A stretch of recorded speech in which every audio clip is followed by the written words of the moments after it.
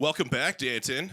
Good to be back. Yeah, I think you're my first return guest. Oh, nice. Yeah. That's good to be. I feel like you have like so much going on, so much like exciting things happening. Yeah, I'm doing too much at once. Like I'm running the lab. I also am promoting, fundraising for Douche Rehab, which is our first like limited series that we're releasing. We're considering, because we're putting in so much effort, like we were going to make it a limited series, 7 episodes, one and done. Yeah. But now it's like, all right, it's been so much effort, we might as well just try to do a season 2 as well. Yeah. So we're like, all right, yeah. Like luckily we have the last episode to write, so it's like, well, we can, leave it open ended a bit. Yeah. Like, throw an extra little goose egg in there, or an Easter egg for the season 2. Yeah.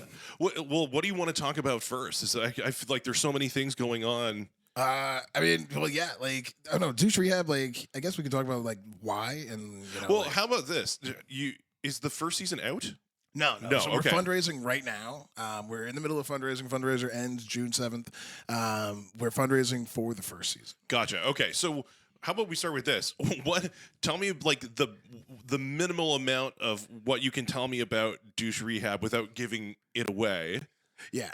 So this is your show. Yeah. So it's a Toronto-based sitcom following 4 like queer douchebags. Okay. That are forced into an AA style program that is meant to make them better people. Okay. I run the program, so I'm like the program leader and everything, and they hate every step of the way. Okay. So it's 7 episodes of them really trying not to get with the program. Okay. And like plotting and scheming for ways to not be better people. And it's great. It's great. Like it's fun to watch them go through like an unwanted transformation a bit. And who in the I got an itchy ear. Who because you picked all comics, Toronto comics, to be on the show.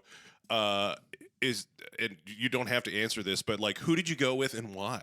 Well, so we've got. I'll list everybody we got. So we got Ava Val, formerly Al Val. Mm-hmm. We've got Foad HP, Bones Poley, and Cliff Knight. Mm-hmm. And I chose all of them specifically, largely because like I wanted to know who I was writing for. Just because for me, it's easier to write a character for something like this if I know who's going to play them. And oddly enough, it's all not douchey people. Yeah, no, they're not douchey people, but they have the capacity to play these characters. Oh, of course. And so it's like I'm taking a certain portion of their character and just making it a whole caricature. Yes. Like just blowing it the fuck up and being like, yeah, you're really just this thing and the worst version of it. Yeah.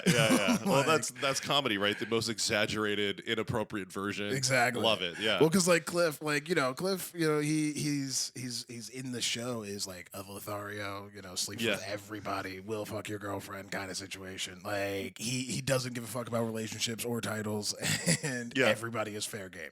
Okay. Yeah. And so like it's like to an extent, it's like Cliff is bi, but he's not. Like that. Yeah. Like, he's not that crazy about it.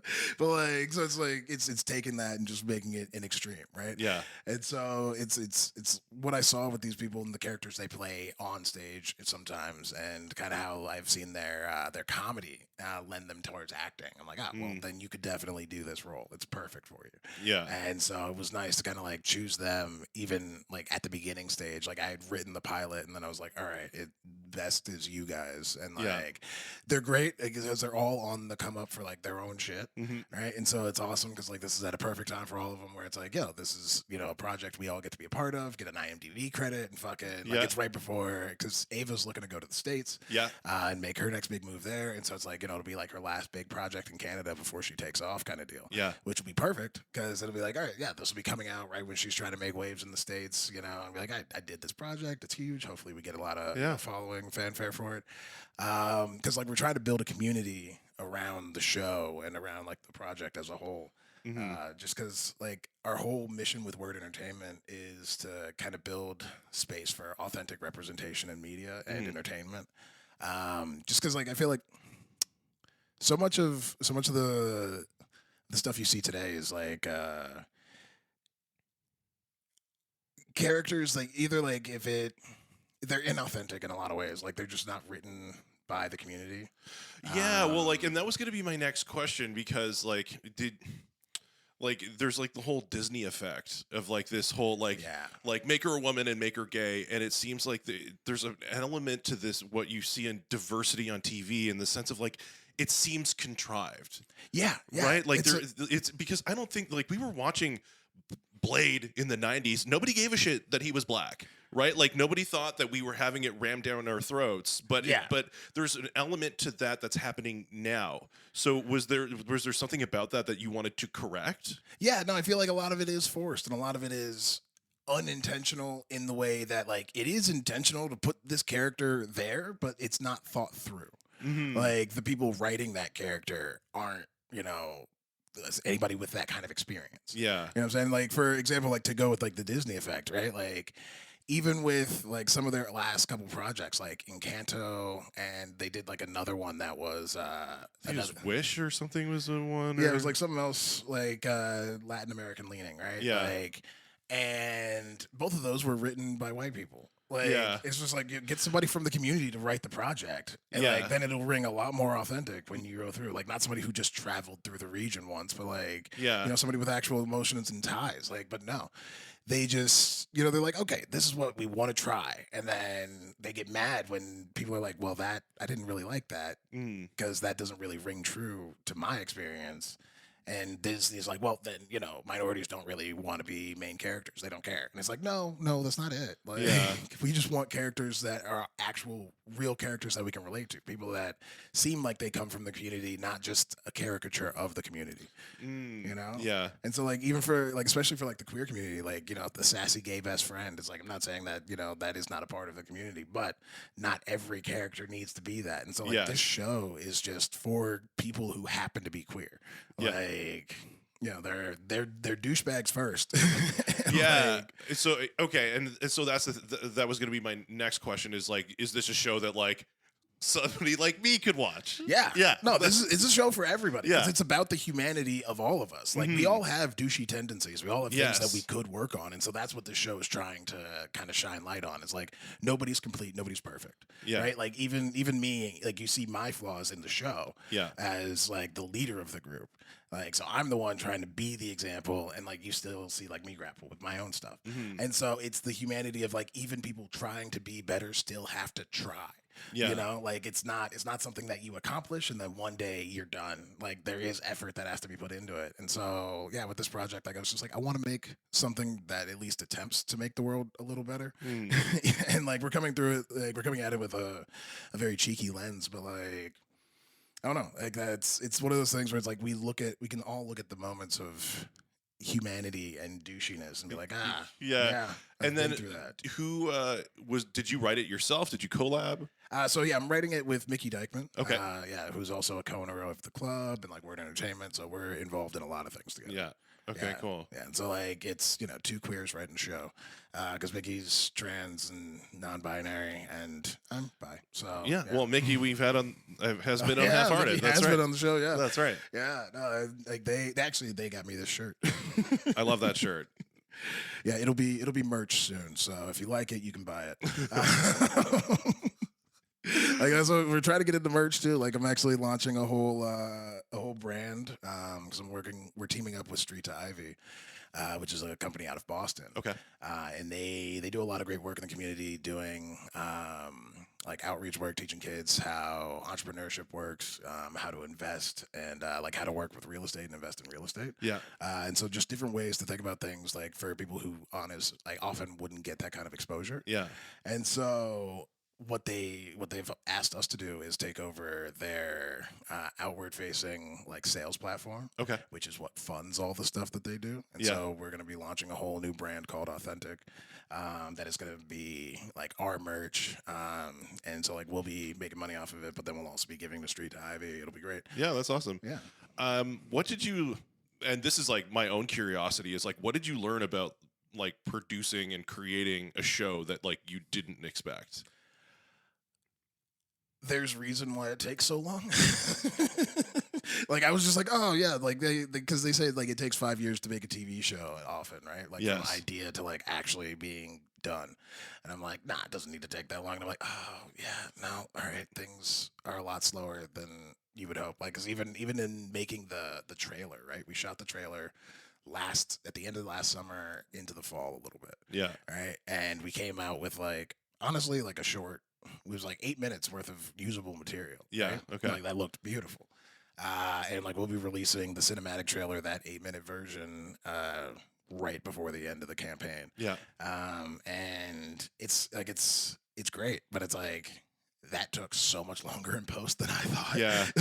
Like, oh my God. Like I'd never put together anything like that. Like anything I had done before was like, YouTube stuff, whatever. Yeah. And like whenever I stuff on your phone, stuff that you did with your phone, that was the only piece of equipment. Well, no, like I had a camera, but like, yeah, it was basically, my camera and fucking OBS. Yeah. Just like figuring it out from there. Right? And like it was cool because this was the first time that I was like, all right, somebody else is handling most of the editing, like all that. Because I was like, honestly, I don't know how to edit for this kind of thing. Like, not like I know how to edit for internet, really, but like this is something I can actually get people that know what they're doing. And so I was able to recruit a team of people that actually know what the fuck they're doing, and we came out with something beautiful. And so it's like I was able to put a team together to come out with like a beautiful trailer that looks like it had money behind it. Yeah. For no money, and like get all these people on board, and it's just like, come on, just give us a little money. And yeah. Let me show you what we can do. Like we can do a lot of great things. Like, So are you trying to like do something with like CBC or like some sort of established? I mean, we're talking to a couple of queer platforms, actually. Okay. A couple of queer streaming platforms, hoping to land with one of them. Okay. Just because they've typically got less restraints with what you can do. Yes. Yeah, absolutely. Like CBC definitely, like there's too much coke in the show for CBC. Yeah. Like CBC Gem, maybe. Well, I mean, CBC is like, I don't know, because you're newer to Canada, so like I think to me the greatest Canadian television show ever is Kenny versus Spenny. I don't know if you've ever seen it. No, I've heard about it though. Oh my gosh, it's legendary, so crazy. But they only lasted a single season on CBC before it got picked up by Showcase because they were just so insane, like for CBC, because like CBC is honestly just like it's just a constant stream of the most disappointing, uninspired material you've ever seen in your entire life. Like I remember being a kid in the 90s and they put out I saw the trailer for this show they were putting out called Pit Pony. Like people who like raise horses.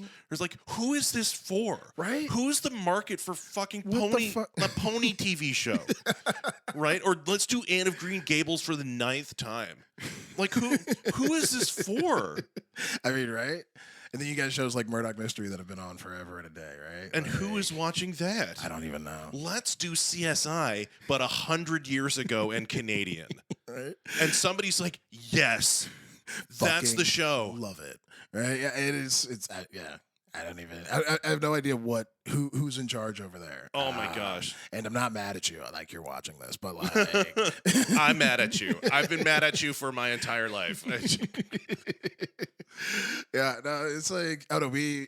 Because we want to really start a revolution with this whole thing. We're trying so hard to make it an independent project. Yeah, and so that's why we're fundraising for it, trying to not have to be like tied to any production studio, because like if we work with the CBC, they're gonna want to take a lot of control. Yeah, right. They're gonna want to put a couple of their people in charge and probably take away my executive producer credit. And I'm like, it's mine.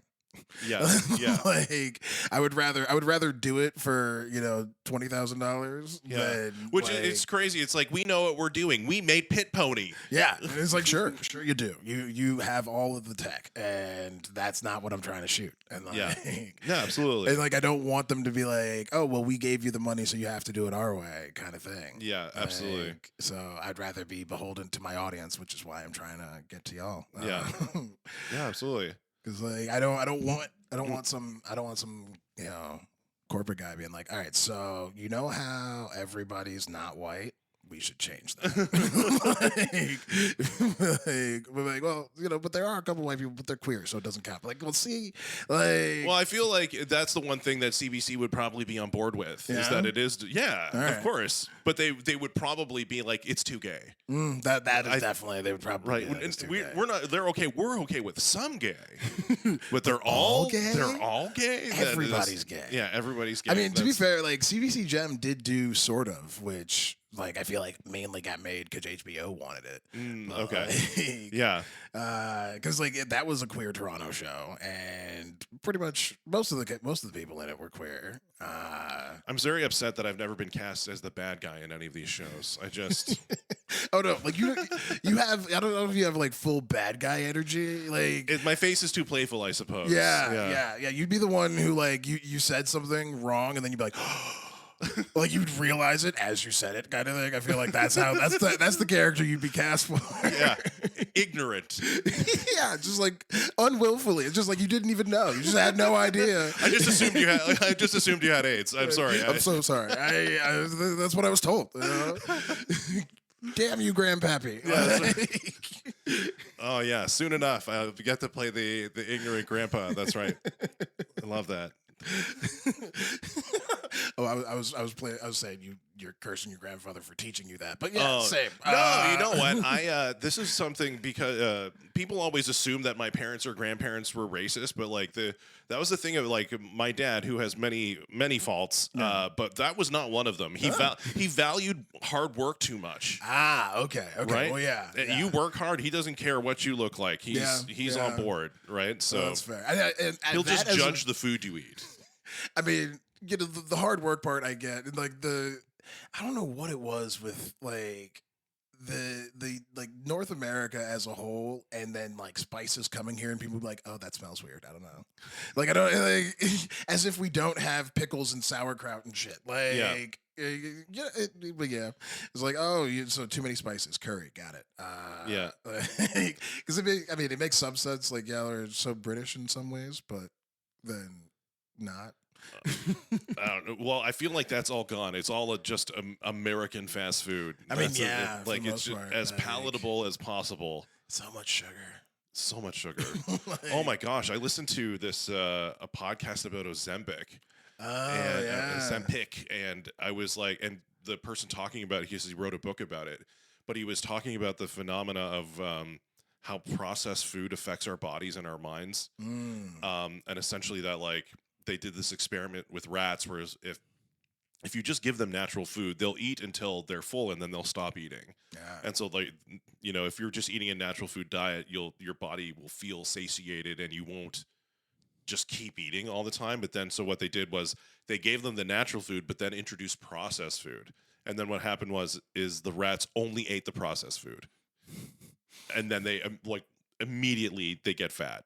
Like there's this thing where you just with processed food, you don't feel satisfied and you just keep eating. And then what they did was they took the processed food away, and then you would think, oh, well, we'll just go back to the natural food. No, they just didn't eat at all until they were absolutely starving. And then the rats went back to the all natural food. Wow. So I'm like, this is me, because it's like when I try to eat healthy, my solution is to not eat better. It's just to eat less. Yeah. Just like not eat better food. Just eat less shit food. Yeah. And I mean, because shit food is so readily available everywhere. Everywhere. Like, I mean, and like there's more like freshies and shit popping up, but like there's so like it's so cheap. I know. Comparatively. Like, anything natural is so much more expensive. So and much. It's like, yeah, and now I'm like, what do I do? I need to like go to like a campsite for like a week and only give myself natural food? Like, do I need to force myself to like eat healthy again? Because yeah, I mean, it's one of those things where it's like one of the things I loved about living abroad is the difference in food standards. Because North America has some of the most processed food in the world. Yes. And so being gone, like I would just lose weight just because of what I was eating. Yeah. And like I would naturally eat less, and then you go out to eat, the portions aren't as huge at a restaurant. Like so it's just like you're not even like you don't feel like, because like, you know, I don't know if you grew up in that kind of house where it's like finish your plate.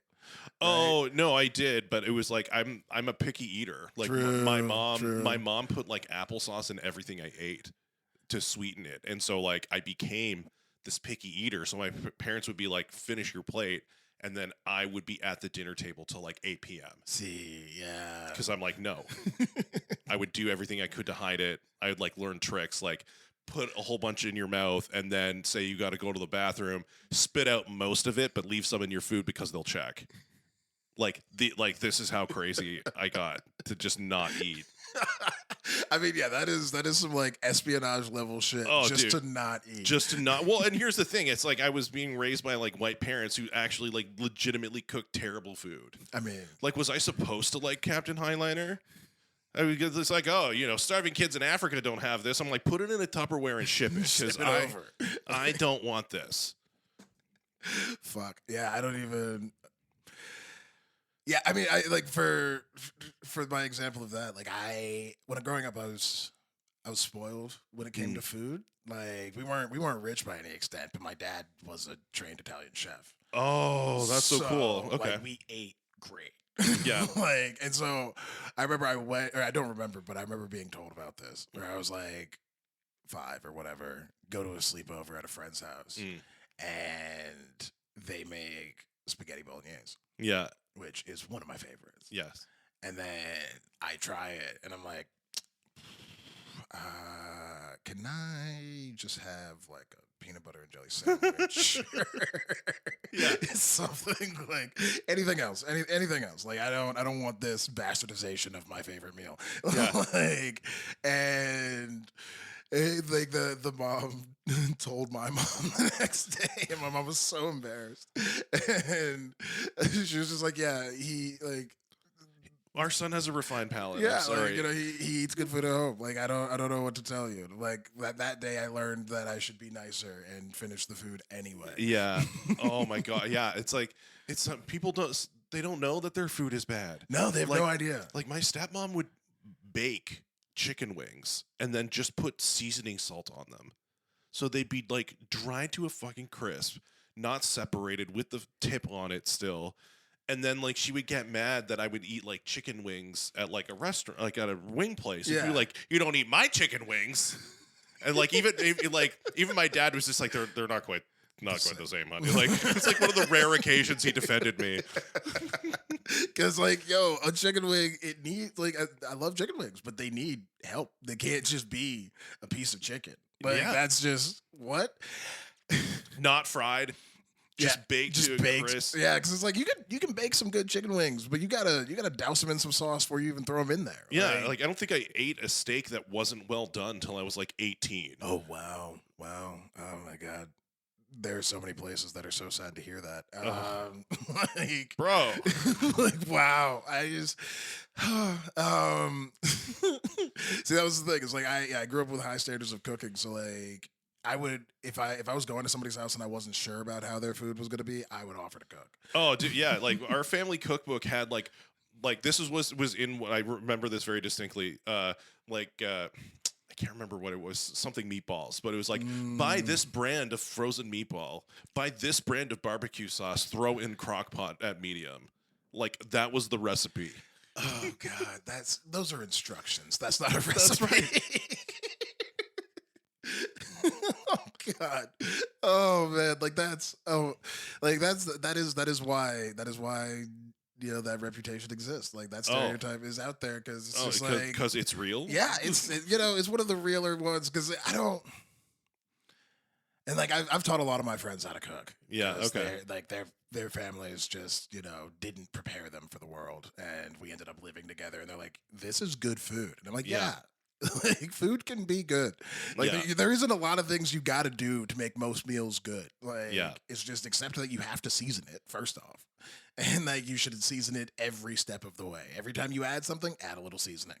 Like it's one of those base things. I will be getting back to one of the next projects that Mickey and I look forward to doing when in the fall after we finish shooting this summer is I want to bring back my cooking show. Yeah, okay. Oh, that's right. You did like weed recipes and stuff, right? Yeah, I did like weed and non-weed recipes. Yeah, okay. Like mainly weed. Like I would at least be high the whole time. Yeah. And that was apparent. But yeah, so I'll basically be teaching Mickey how to cook things. That's so fun. Yeah, I like that. So it'll be like you'll have the banter the whole time, and it'll be a lot of fun because like I love cooking and I love teaching people how to cook. Yeah. Just because it's to me, like I've been doing it since I was a kid, and like it was one of those things where I was like, I loved it right out the gate. And so like I always thought I was good at cooking, and so like I always put effort into being better at cooking. Yeah. And like a lot of people I feel like don't get that kind of positive reinforcement when it comes to it. Yeah. Right. And so they're just like, oh, I'm not a good cook, or like I don't belong in the kitchen kind of thing. Where it's like, no, everybody belongs in the kitchen. Yeah. Like yeah. how else are you gonna get the meal you want? That's right. Yeah. So, even I have I've got the ones that I do well. It's not a lot of them, but no, but I mean that's the thing. But that's where it starts, right? It starts with a couple, and then you slowly expand and you experiment with trying things, and you're like, oh, okay, and like you like because it's all about knowing a couple main techniques for things, and then like once you know how to do that, then you can apply it to so many things. Yeah. Like, once you know how to pan-sear something, you can pan-sear most things, right? Well, and then once you learn how to do it right, then you like realize how bad the other things are. Like one of the things I always make pancakes from scratch, like from scratch. I sour the milk with vinegar, like I do it the full. And then a few weeks ago, like my wife had pancake mix, and I tried like pancakes from a mix for the first time in years. I was like, this is terrible. My pancakes are so much better than this. Yeah, well, I mean, even if you buy the mix, there's like because it's like buying pre-made pasta sauce, right? Like you don't just eat it that way. Like you buy it and you got to doctor it up a little bit. No, mine are just. I mean, and it's not even that like crazy to do. It's like 5 powders. Oh yeah, that's all it is. Right? Yeah, it's 5 powders, an egg, and a cup of butter. Milk. Like, milk. It's it's not crazy. Whatever oil you want to use. Yeah, like it's they're really not that complicated, but when done well, they are phenomenal. I don't know. Like I always add. There's always like a little debate for some people whether or not to like add vanilla or whatever. Like I always add vanilla to my. Yeah, that's a good. Just a drop or two. Just a drop or two. Because you don't need a ton. Like, and then I also depending, because like you know the ingredients for like pumpkin spice. No. It's basically it's just cinnamon, allspice, nutmeg, ginger. Yeah. Like that's basically it. Really? Yeah. It's very simple. Oh, okay, I didn't know that. And so like you can just. I throw those into like so many things because it does make a lot of stuff taste better. I would never admit that to Starbucks, but like, we've diverted so far from Douche Rehab, but it's fine. Well, I feel like there's so many things that I wanted to talk about. You have all these new things in your life. Yeah, like you are engaged. Yep, I'm engaged. Congratulations! Thank you. I was so thrilled to hear. Yeah, no, it's exciting. We're gonna do a 2-parter, which is gonna be fun. We're gonna do like a small little thing, and then we'll do like a big ceremony probably in like 2025, 2026. Okay. So like, because we want to have money for the big ceremony, and we want it to not hurt. Well, I mean, I can tell you from experience, you'll never meet anybody, and I say this to everybody, you'll never meet anyone who said, I wish my wedding was bigger. Yeah. No, so what do you mean? So you'll do two, like, is there one, like, you want to get married quickly? Like, soon? Yeah. That you'll do small? Or, like, we'll just do, like, a little small one. Just because, like, we've wanted to be married for a while. Yeah. And, like, but we want to do a big event because, like, the hard part is, like, our parents probably won't be able to make the small one. Okay. Oh, okay. Yes. Yeah. And so it's like getting our parents there and like our friends from out of the country there. Like that's going to take a lot more organizing than we feel like waiting for. Yes. Yeah. Fair. Yeah. So like we're gonna do it to like have it be done, and then we're gonna throw a big party and like act like we didn't do it with everybody else. Yeah. My brother and my sister-in-law did that. Yeah. They're like they did it at the city hall, and then they did like they did it legally, but then they, the church one happened like later. Yeah. That was and so like because I want to be able to make like an event out of it, and like because I also want to be able to give people a chance to know that like they're coming to it. Right? Yeah. And because like it's gonna be a destination wedding for a lot of people. Yeah. Just because of the nature of our friends. Yeah. Right. Yeah. Well, you're a very international man. Yeah. Like that's one of the things like I love about my fiance is because she's also like traveled and lived all over the place, and so we both get that. And we were actually just talking about our plans, and like I've already got like my next plan is my next show that I want to write and shoot is based in Europe. Okay. And so like the next plan is to like get out there in a year or two, and hopefully start shooting that, which will be fun.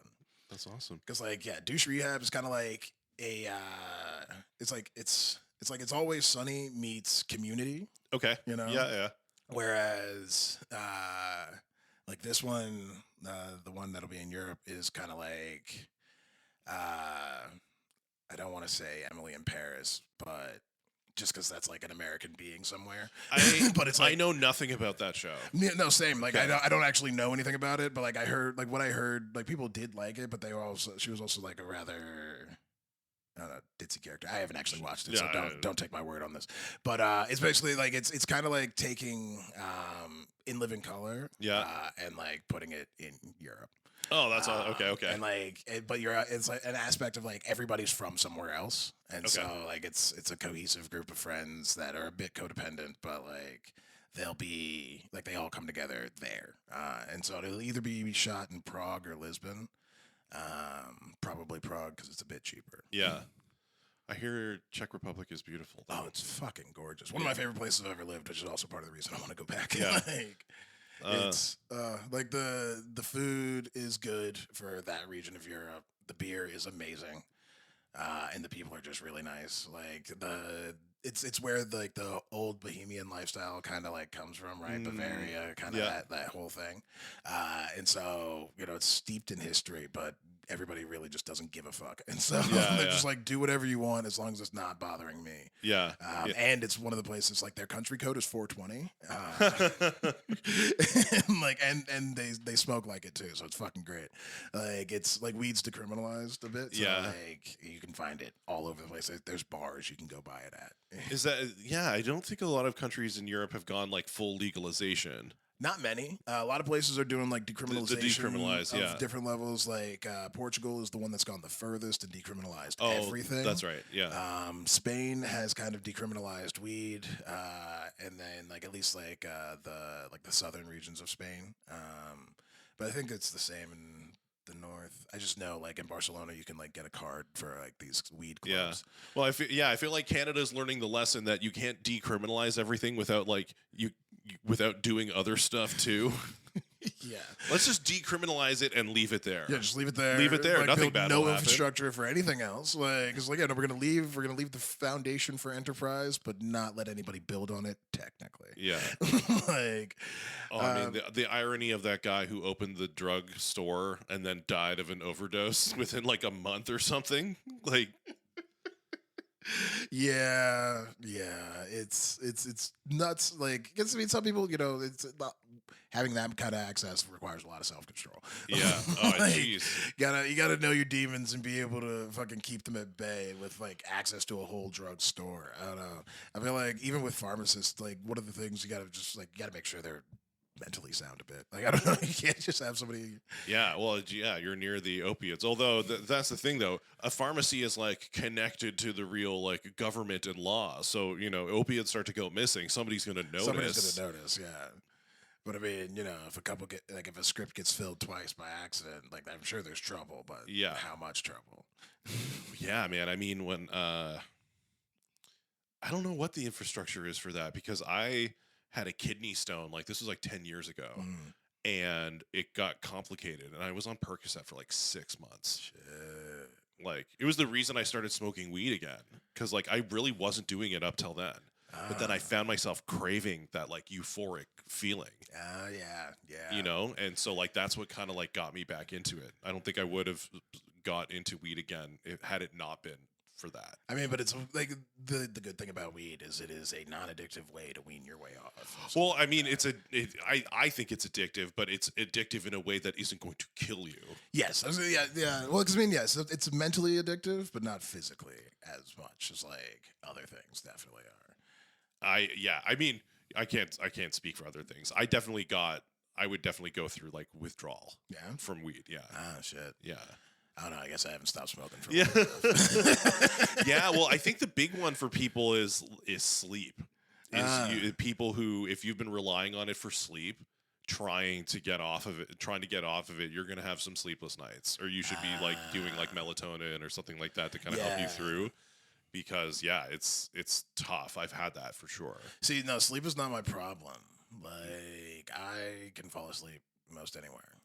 Anytime. Sleep is not my problem. Yeah, my fiance is always so jealous because like we'll go to bed and legit 5 minutes later I'm already asleep. Oh yeah, that's awesome. Yeah.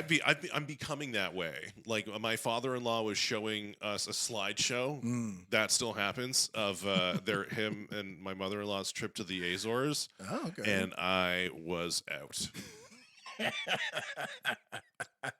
My wife was not pleased. Because like I know I'm gonna be that dad stereotype. Like yeah. It's like I'm definitely gonna be like, oh, we're going to see a movie I don't care about. Like I don't. Well, that's a funny. So you want kids? I mean, I do kind of like I don't know. It's crazy with looking at the future. Just like it's like how much do you believe it's gonna get better? I do to an extent. I don't know. It's not gonna be like never has it been you're leaving your kids the world that you grew up in because the world changes so fast. But like never before have we been like, oh, a lot of the changes aren't gonna be great. yeah. It's just like I was rewatching this. I found a TikTok channel that's just putting up clips from Office Space, and like the clip is like we weren't meant to live this way, and I'm just like, man, it just speaks to my soul, and it's like, but where can you go to live the way that humans were meant to live? Does that exist not anymore? No. Like, well, because I mean, I feel like, and there's a lot of things to blame, but like money definitely makes it hard to get back to like a simpler human society. Yeah. Because like, you know, we were told like this economic lie that like, you know, before money, it was trading, right? Mm-hmm. Like you know, if I had 2 furs, you had a pot, you know. Yeah. Like, oh, here's a fur, give me a pot, you know, whatever. And like the lie was that like, oh, when like you didn't have like if I didn't have any furs but I needed, you know, some rice from you or whatever, and I'd be like, oh, can I get some rice? And you'd be like, no, you don't have anything. Yeah. Right? So money was invented. Yeah. Right. But it's the way it worked before money was just like, yeah, I'll get you next time. Like, well, I think money was the product of a diversified economy. Money was the product of war. You think? Was it? Money was created to finance wars. Oh, okay. Like that's why money was created. It was for the powerful to be able to be like, look, I have all of this. Let me get that stuff, and so I can. Here's a voucher. People, like, yeah, it's basically like because I mean, it was gold, right? It was actual tradable stuff back then. Yeah. So it was like basically somebody taking their hoard and melting it down and being like, all right, this is now for barter. Yeah. Right. And so that's what it really came about with was just being able to finance war. And then we've built all this other stuff around it. And like that's how the economy has been created. But it's like, and then we have all these economic laws that we believe to be so true. And like we trusted a lot, and we thought, you know, inflation would stay low. And then we get into a time of rampant greed like we just had in the last couple of years, where inflation hit like 9-12% depending on where you were in the world, right? And it's insane because we're like, oh, but no, the market shouldn't do that, it should correct. And it's like, no, people are seeing record profits and we keep reporting it, and like we're acting like it's okay. And it's like, no, like this is a further perversion of humanity. Yeah. It's like it almost seems like the decisions that needed to be made for the pandemic, like for the lockdown stuff, created these problems, and now they're just like, well, they can pay more, so we'll just keep charging them more. Like it doesn't, like we never went back to normal. Nope. Like prices never came back down. Yeah, like we measure the world, like it's almost like how we used to measure the world in pre and post 9/11, and now it's like pre and post pandemic. Yep. Like it's a different world now. But the thing is I feel like those kind of world changing events are going to keep happening sooner and sooner. You know, whatever they may be. Like, and it's just because we're getting to a point where we've fucked things up so much. It's like, and like not to be like dark about it, but like we have. Like it's just we've accepted that money matters more than the planet. Yeah. And that's where we've gone wrong. And like, you know, I'm not one to actually I can't say that legally. So well, I mean, and it's not even that. It's like but it's like the way that the people who supposedly represent the planet behave. Like there are some things that they support that don't make sense, right? Like the people. I remember hearing somebody talk about how like the climate change people don't seem to have an issue with AI, even though AI is going to like consume so much energy. Yeah, quantum computing like takes up so much energy. No problem with that. They're anti-nuclear, which is the cleanest option we have. I mean, beyond like fucking putting out solar fields, like yeah. But even the solar fields is tough because it's like we haven't really effectively made solar panels yet because they don't last very long and they're incredibly toxic. Like the materials used are incredibly toxic, so they're not like as effective as you would think. It's like that whole thing about how electric cars weigh 30% more than an average car, and so that means that they use more brake pad, which means they're releasing more like vehicle like emissions, not just gas emissions, but like just other car emissions. Dust, like so, it's just like it's made up for it. So it's almost like nil. It's like there's no. It's like that thing that we learned. It's like there's no easy way to do anything. There's always some sort of a trade-off. There is.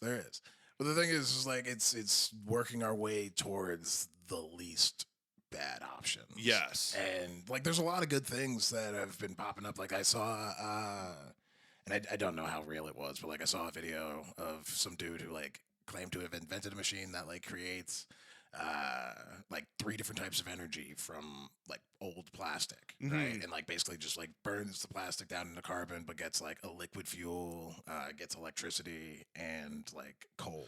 This is the thing. It's like we're in this like closed-minded society. Like, have you seen this whole thing about Terrence Howard on Joe Rogan, where he's just, like Terrence Howard, the actor, like the guy who played he was in the first Iron Man movie, and then they recast him as Don Cheadle.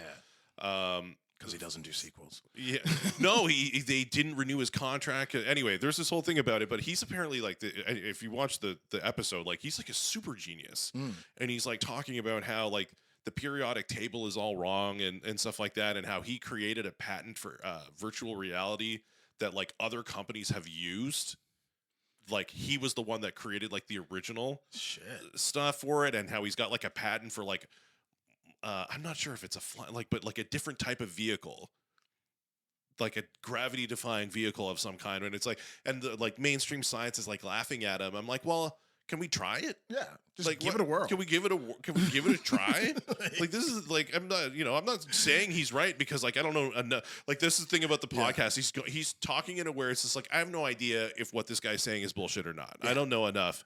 But there's no way to tell right now. But if somebody's got new, like it's like scientists used to like actually experiment and stuff and do like wild things. Yeah. I don't know. I feel like a lot of that died in like the 70s. Yeah, I don't understand what happened. It's like the again, like Rogan had a guy who was like the moon landing denier, and he's just like, oh, like they got all these things wrong, and like, oh, they did it right the first time, and I'm thinking, well, but they were also did it with human beings, so the pressure was a little bit on. It's like the end of the Dark Knight, or in the Dark Knight Rises, where it's like he needed to jump without the rope to make it. Yeah, right. It was like we didn't have a little bit of that in there, right? Like, yeah, no, that's one of those things. Like it is. I don't know, yeah, because you look at some of the shit we did before computers and stuff, and you're like, wow, like the things we're capable of, and we've kind of gotten to this point with, I mean, and it's one of the things that I will stand by, like in America, and I mean, I don't know the Canadian education system. I've only heard jokes about it, but like,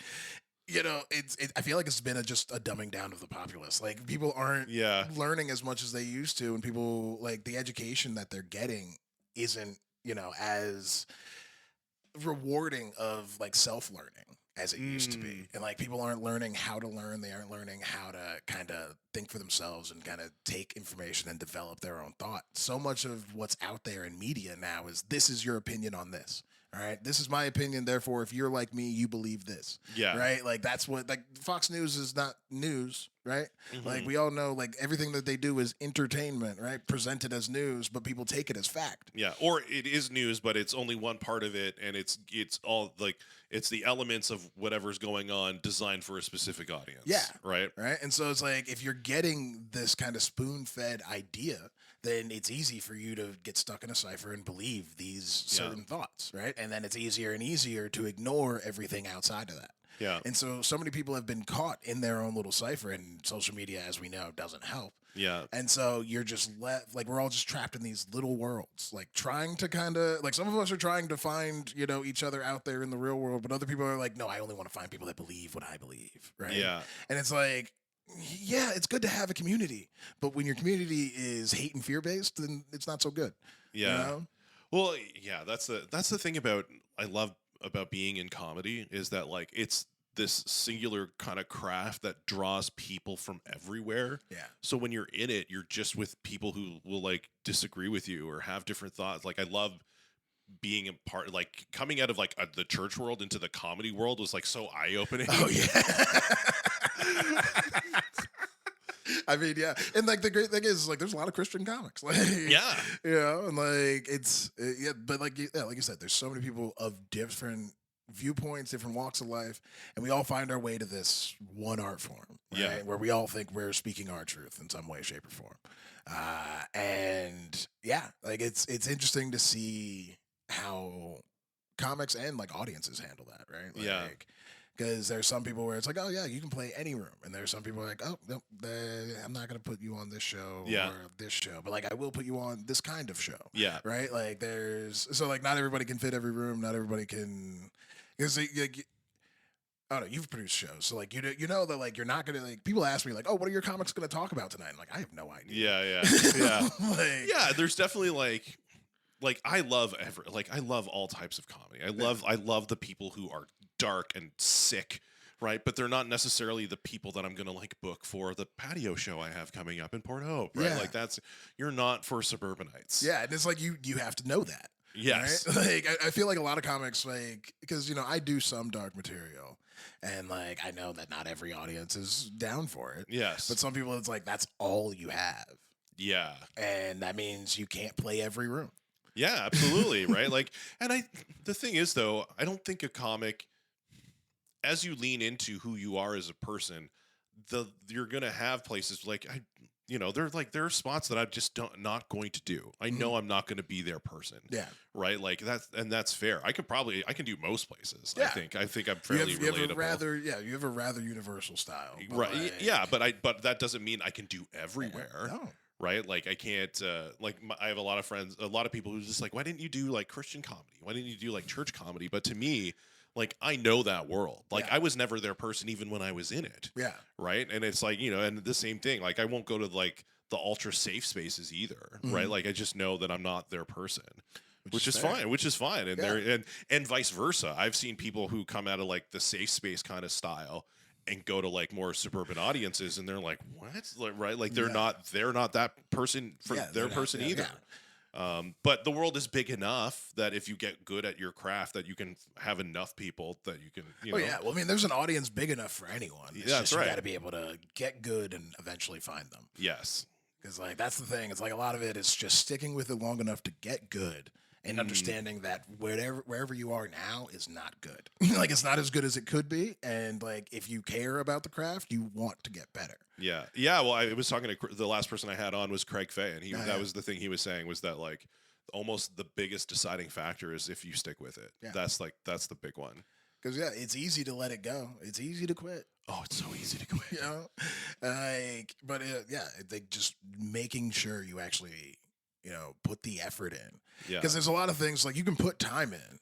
You can keep putting time in, but if you're putting time in and you don't know what you're supposed to be doing to get better, or like you're not even really trying to figure it out.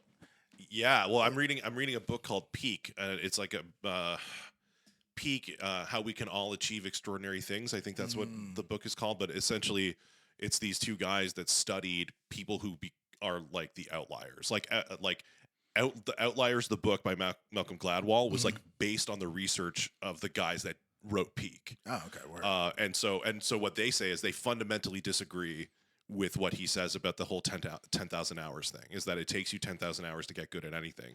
And they're like, that's not actually true. And it's kind of a misrepresentation of our research in the sense of like what it takes is like intentional, purposeful practice with expert feedback. Yes. Those are the two, and not quitting, obviously, but like those are the two you need to be like doing intentional. Like if you're making the same mistake practicing guitar and you do that for 10,000 hours, well, you're not going to get better, right? If you don't have somebody who's more knowledgeable than you, drawing on the experience of everybody who's done it before, then you're not going to get better, which is why you see people who are open micers for over a decade. Yeah. Right? Because they're not making the changes. They're not practicing the right things. And I mean, they're not finding anything to teach them what to look for. Like, because the number of comics who have seen and I mean, year one, it's a fair excuse. Like, I don't record my sets yet. Fine. Yeah. But if you're beyond that and you're not recording your sets, why? Yeah. Like, even just to have like, oh, that went well. Yeah. Like, even if you don't listen to everyone, just be like, oh, that one went well, let me listen to how I did that. Yeah. Or that one went poorly, let me listen to how I did that. Yeah. Like, if it's in the middle, fine. You may not need to listen to it, but like, you definitely need to listen to the extremes. Yeah. Because knowing what to do again and what not to do again is the difference. Yeah. Yeah, right? Absolutely. And like, so even if you don't have like a full on teacher, but like, you can still find the tools. There's a lot of books that have been written on it. Yeah. Right? Like, there's a lot of YouTube videos now. Like, there is no excuse for not actually putting the effort in to get better. Yeah. And like, I don't know, it's one of those things. It's like, if you're doing it for a hobby, great. Like, that's great. Like, there's a lot of hobbyists that we'll see at the lab every 6 months or so. Yeah. You know, and that's like, oh, cool. Good to see you again. Glad you're still out and about. Like, you know, I was wondering how you were. But like, if you're actually grinding, and like, if I see you coming through the lab and you're there 5 Fridays in a row and your jokes haven't changed at all. Yeah. Like, you're not changing anything about it, inflection, nothing. What are you even doing? Like, well, and that's the thing is like, I watched this. There's a YouTube video with Ralphie May at the Comedy Store, and he talks about like, who here is like a hobbyist. And he's like, he's merciless with them. He's just like, you are taking up space. Like, there are people here who are trying to do this for real, who are trying to like work their craft, and you're just here to like have fun and have a good time. And it's like, you're just taking space away from people who want to do this for real. And I mean, yeah, like there needs to be space for people to try and have fun, but like, I don't have to like it. Right. Yeah. And that's fair. Yeah. Like, I mean, yeah, running the mic is like, we're a space for all of that. Like, I get it. Cause there is only a finite amount of time, and like, it's worst when it's those people that ruin it for other people. Yeah. Right. Like, well, that's like, what people get mad at you because you, do what I call a curated bucket.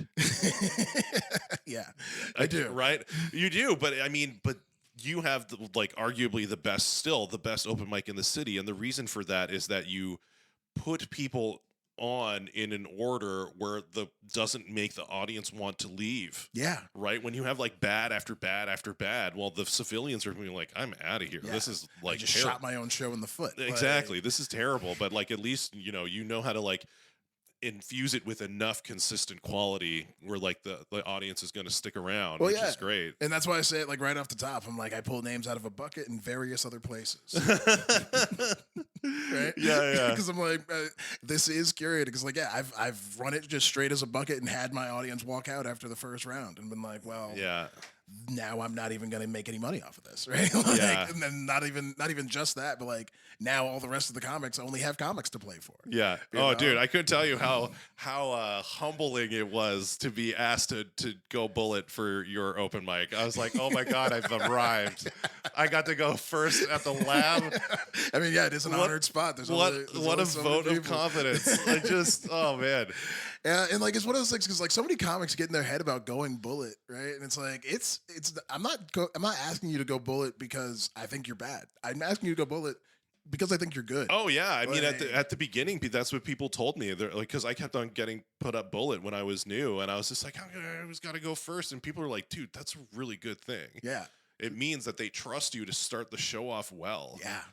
Right, like I was like, yeah, okay, yeah, I'll accept that. Because like, yeah, it's like once you get it from that perspective, you're like, oh yeah, well, I guess that does matter. So like, it is good. Yeah, because like, you know, it's like setting up your set, right? As a producer, you know, you think about your lineup as your set. So it's like you put your, you know, second to best comic first, yeah, and your best comic last. Yes, like it's like you put your second to best joke first, and your best joke last. Yeah, like, well, and I'm learning lately just how unique and special the hosting skill is. Oh yeah, hosting is huge.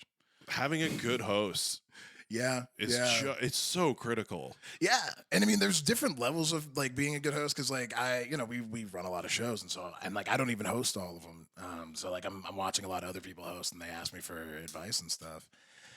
And the main thing to remember while hosting, and like the sign of a good host, is like they know that the show is not about them. Yes. Right? Like, it's not about making the audience love them the most. Yeah. It's about making sure the audience is enjoying the show. Because they're there for the other comics. It's like, yes, you want to make sure that they get laughs, that like you want to get laughs, you want them to laugh with you, but like you're there to make sure that they feel comfortable and they're ready, like they understand what's going on, and like you're there to move them through the whole event. Yeah, you're their representation on the stage. And the amount of hosts I've seen as of late who just go up and do material. It's like you might as well be Bullet. Yeah. Right? Like you didn't you're doing a cold open. You didn't do any crowd work. You didn't, talk to them at all. Talk to them. It's crazy. And and it affects the show. It does. Really does. It really does. Because like even if you don't do a ton of crowd work, at least acknowledging the crowd. Yeah. Right? Because like some crowds don't want to talk. And that's fine. Yeah. Right. But like, you at least need to like be like, hey, thank you guys for being here. Round of applause. Yada yada yada. Like, there are certain things you need to do. Like, I remember when I first started hosting, there was a guy who hosted a lot more. And he was like, you want to get him to clap at least twice before you start telling jokes. Yeah. Okay. Yeah. And like, I'm like, all right, cool. Because like, you're like, here, round of applause for being here.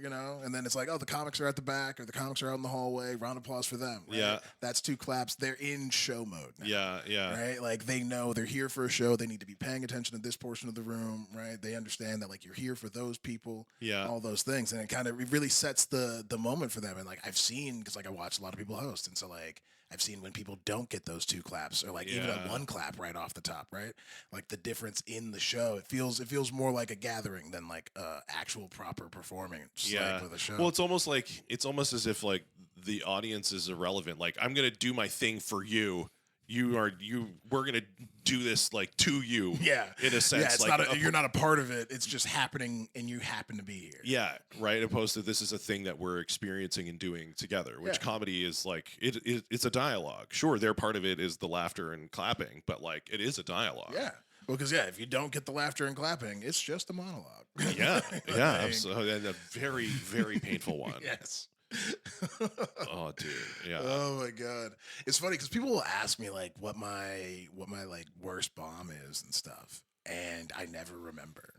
Yeah. Like I have always been, because like with my history in sports, like the CTE helps. No, no, like I was always told it's like, forget the worst play. Yeah. Like, shake it off. Don't let it bother you. Right. And so like, I'm very good with like, if something went shit, I will listen to it. I will learn from it. And then it's not something that occupies brain space. Yeah, well, and it's like you just have to realize that like it's just part of the game. Like I hate bombing.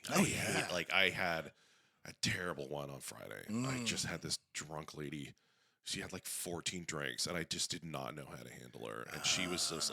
It was one of those ones where it's like I realized like this is not going well, so I'm just gonna dig. I'm gonna dig to the fucking center of the earth. Right, like I just started bringing up things to hurt them. Like I just brought up Israel Palestine, just for the sheer pain of it. Right, like because once you're already, you feel like I know that this isn't gonna go well, so I'm gonna just do it. But I was talking to Gavin Stevenson, and he was saying he's like who's a touring pro, like a headliner, and he's just like even for me, he's like still 20% of the time it doesn't go my way. Right, like that's the game. Yeah. Right. Yeah. Multi-decade comic telling you that like 80% he only succeeds 80% of the time. Yeah. Which is like, it's one of those things where it's like you think, because you look at somebody like that and you're like, nah, you must crush it every fucking night. Yeah. But there's so many factors that can go into it. Right? Like there's elements in the venue that can count against you. There's the way that show has been running before you even got on stage. How did the host do right off the top? Have they already been offended beyond the like I did a show when we did our little Southwestern Ontario tour. The first venue we did, we only sold like 25 tickets. Yeah. And the venue owner told me after, she's like, "Yeah, I think the local comics kind of poison the well here. So when people see comedy, they just don't come because they assume it'll be bad." Like that had nothing to do with me. Right? But like that was a mitigating factor. Yeah. Yeah. And it's like, because you don't know the market you're going into. You don't know what's happened there before. And because like there are people in the Toronto scene poisoning the market. Like, well, I mean, that's why I'm doing more out of town shows, because like Toronto is saturated. I mean, it is. It's saturated with comedy, and the problem is like some. I don't want to say a lot, but some of it is not good. Yeah. Yeah. No, there's a fair portion of it where like people who aren't curating a show, don't know how to host, aren't having a good host on there, whatever it may be, like are putting shows together and leaving audiences disappointed and not coming back. Yeah. And like, it's one of those things where it's like, I don't I hate that y'all are playing the same game. Yeah. Well, like, what have you found to be the hardest part about running the lab? I mean, just constantly getting people in. Yeah. Like the admin around the back end definitely sucks. Like making sure to pay out. Like, that's always annoying. Yeah. Just because like it's easy to get behind, and especially right now with like the campaign. Yeah. But like, yeah, it's just making sure we have consistent audiences because I hate canceling a show. Yeah. And like I'd rather like even though it's like not the most practical business wise, I'd rather give away tickets than cancel the show. Like I'd rather have people come pay what you can than cancel the show. And like unlike a lot of other places, when I do that, like I'm taking a hit. Like I'm not like a lot of people think that because I run the lab that we're like absolute or yuck yucks. We're like I run the bar as well, and like I make money off of the food, and like I don't. I make no money off of the food. I make no money off of the bar. I only make money off of ticket sales.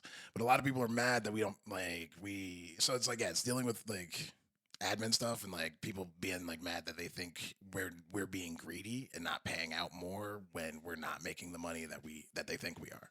Yeah. Because I had 3 comics come in like this week being like, oh, it's so great that you guys like run the bar and like you're making all that money. And I'm like, no, we don't run the bar. Yeah. Like, yes, like it's great and it looks like that because my fiance works at the bar. Yeah. But like, I don't run it. Like I don't make any money off of it. Yeah.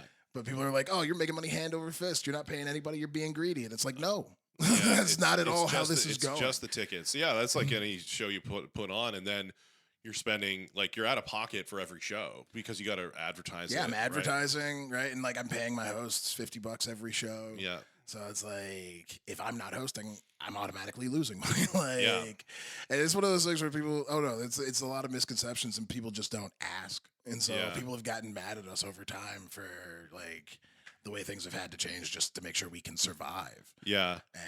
And that's the thing. I think like I mean, some people think like if I'm on the show I should be paid and like but I think that is a perspective in certain places, but I think like I think you need to have a little understanding of how this place operates, and like if we did it that way, then it wouldn't exist. Yeah. I think we would all rather it still exist. Right? Like, I feel like we're doing more of a service by being there than not. Yeah. Right? Yeah. Like, and so I mean, the people who will choose to ride with us will ride with us, and those who won't, and that's fine. Like, I'm not mad at you if you don't want to mess with us, if we don't like pay for every show, or we don't pay as much as you would hope for every show. Like, that's not. There's no love lost there. Go do you, boo. Like, get your bag. I don't care. Just understand that like I'm not trying to fuck you over. Like I'm not sitting here making tons of money and then being like, no, none for you peasants. Like, no, I'm in the game too. I'm just trying to survive. I've got bills to pay, like just like y'all do, except I only make money from these shows. Like a lot of producers, most producers have a day job. Yeah. So it's like the couple bucks that they make extra after paying you out is still great for them. But it's like I still need to be able to pay rent for myself and the space. Yeah. So it's like these baselines before I pay out make sense to make sure I can stay open. Yeah. Yeah. But I don't know. A lot of people are just like, like me first. And it's like, cool, you first. Great. Yeah. But that I can't operate on that. Like I can't guarantee you $40 every show or and that's like part of the reason we run the showcase format. We don't do headliners or anything like that because like I don't want somebody coming in and being like, "Yo, why didn't I get $300 for headlining?" It's like because we didn't even make that. Yeah, exactly. Yeah. What do you mean? And it's whatever. I don't know. I hope people understand, but at the end of the day, I can only do so much. Yeah, I hear you. What's next? You got Douche Rehab. You're trying to raise money for season 2. The lab is still going, but you're talking about going to Europe. So like, what's I mean, what's the future look like for you? The future, you're getting married. Like you got a lot of stuff, a lot of plates. Fire, and it's I don't know the future. Like my end goal with like Word Entertainment and everything. Like I do want to be like a full on production house that has I want to be basically akin to like a queer Netflix. Okay. With a bit of a focus on like shorts and independent projects. And so like I want to be able to make a lot of independent projects. So I want to create like a production compound where like staff and everything can like kind of come and stay when we're doing projects and everything. So we have to keep housing costs and stuff down. But it's like everything's with a geared towards authentic representation, like making sure that communities feel seen and not just tokenized. And so the goal is hopefully I'll build that in Portugal. And then like we'll just shoot a lot of stuff there because I mean on a sound stage it can look like anywhere. Yeah. So why not? And then so like it'll be that. I've got a movie that I'm also writing that'll hopefully come out before 2028. Okay. Wow. It's a political one, so I feel like it'd be best to come out in a fucking election year. Which election year would? Oh, okay. Yeah, that's right. Because the American one is this fall, so 2028 would be the next one. Yeah, that's fair. Yeah. 4 years of Trump. That like. Oh God. I mean, that's what it's looking like. How do you feel about that? I mean, can he rule from a fucking jail cell? Like, do you think that'll happen though? I so fucking hope it'll happen. But here's the thing though, is like, and I get it. Like, Trump is obviously unlikable, but it's not like Biden is great either. Yes, but that's like they are both bad. Yeah. But one is bad and the other is evil. Like there's a definite difference. Do you know much about RFK? Other than a worm in the head, not much. Oh, that's so funny. Like, oh my God. That's I know he's, I hope he's diverting the Trump vote. That's all I hope he's doing. Yeah, well, I think that probably would be the case, but I'm not sure. This will be this is one to watch. I mean, this is it's interesting to see how it'll go. I mean, because I look forward to because they haven't ruled on his first case, which is that case, or well, not even the first case, the current case, like the fucking the hush money one. Yeah, the hush money case. Yeah. So like, I think the jury's still out on that. Because I saw that like Stormy Daniels was saying in the court that she had been like coerced, but then there's like an interview with her and Bill Maher like from 3 years ago saying it was entirely consensual. So it's like, I didn't know she said she was coerced. There was like coerciveness in it. So it's like, well, anyway, but it's just making her testimony looks unreliable. I mean, at the end of the day, it's about the check. Yes, the money. Like, it's not about her testimony, whether or not they did it. It's about the fact that there is a paper trail for it. Yeah. Right? And which to me is like forget about what he spent the money on. I feel like that's got to happen all the time. This isn't me being a Trump apologist. It's just knowing politicians and politics. Well, yeah, no, they definitely do happen. It's just the only reason we have him on this one is because he used campaign money to do it. No, but that's what I mean though. I'm assuming that happens all the time. Well, the thing is, I mean, if you've been a politician long enough, the way it works in the States, right? It's like if you raise money for your campaign, win or lose, you get to keep the money. Yeah. Right? And so... But it needs to have been used on the campaign. Not even. No. Oh. Not even. If you raised the money and it came towards your campaign, if you didn't use all of it, you get to keep it. I'm pretty sure that's how it works. Okay. And so it's like, if you've been doing it for a while, you just use old campaign funds that are now yours. Yeah, okay. To do that with. Gotcha. So like, if it had been his personal money, this case wouldn't exist. Yeah. It's just because he was using campaign funds. So he's just dumb. Yes. Like, he couldn't even crime right. Like, yeah. It was because that's the thing. It's like, and people, even the people who do like him and like they think that he's this mastermind. It's like, no. Like he's not a mastermind. He left the dumbest breadcrumb trail for this whole thing. Yeah. Like of all the things he could be taken up on this. Yeah. And then it's like, I just heard he also had more fucking files after the FBI raided him. Oh, yeah. Like, it's just like, what the fuck? Like, anybody who supports him and claims to be about law and order is fucking lying. And anybody, because like it's the only reason I see to support Trump is because you have some sort of like racist or homophobic agenda, and he allows you to feel okay. What if that. it's just for the sheer chaos of it? just because you like to watch the world burn? Yeah. What I like him just because other people hate him. Which, you know, that is its own form of douchebaggery. Honestly, like bringing it full fucking circle to Douche Rehab. Yeah. Like, yo, you believe, because like that is literally just wanting to watch the world burn, and it's like, who hurt you? What is? Where did this come from? Why are you wishing that much ill will on everybody? Because it's not like the first time. The first time, if that's what you felt, honestly, fine. Yeah. Right? Because you didn't know what it was going to be. But then after seeing what happened and kind of how okay it's made hating people. Okay, I see. Because I felt like from an actual governance perspective, I don't think he was really that bad. I mean, he gave a massive tax break that any other Republican would have probably done. I mean, I don't know if it would have been as big, but yeah, they definitely would. Like they would have. Yes, they would have done one. Sure, but I see what you're saying. It's the rhetoric. Yes, it's the rhetoric, and like it's everything that has been happening all around the country since he got elected, right? Because it's been open reign on hate and fucking minimizing other people's positions, right? Other people's rights. Because like he first went after Roe v. Wade. Yeah. Right? And he was like, oh, let the states choose. And luckily, a lot of states have ratified the right to abortion, right? But there are other things where it's like Florida has gone so far against everything gay. Yeah. Right? Like they just banned fucking putting rainbow lights on bridges. You can't put rainbow lights on bridges in Florida during Pride Month.